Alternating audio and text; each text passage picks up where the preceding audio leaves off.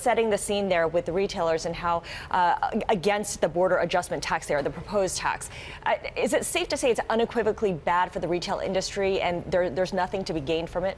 Oh, absolutely. This is a very, very big issue for retailers. I think in all the time I've been playing in the retail industry, this is probably the most existential threat that we've seen.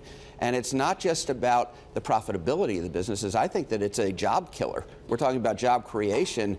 You're seeing stores closing already. We're only seeing the tip of the iceberg if we were to really destroy the profitability of all these businesses. As the retail industry makes its case to D.C., what do you find to be the most compelling argument? Is it the job killing? Is it the idea that costs will rise to the end consumer and as such it's sort of a consumption tax? What do you see as the key message? Well, I think it's job killer. It's very regressive.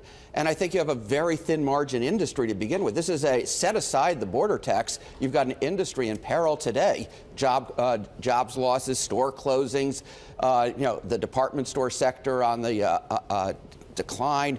Lots of things going on in the retail sector. This is just one more nail in what is a very difficult environment. There's a view out there that ultimately it wouldn't matter that much, that currency would offset. So this tax goes in, but then the dollar goes up. And so the imports that companies buy actually wouldn't change price. Do you not find that compelling? Well, I think it's a very theoretical discussion, and it might take years.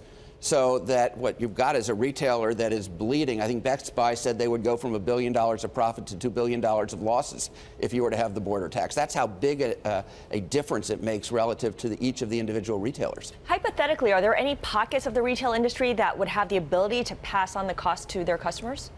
You might see some pockets that could increase the price. The problem is that it's such a competitive environment, and retail is so tough right now. You have very few of them. Maybe the high-end retailers could pass it on, but I think it's very difficult for them to pass on the pricing.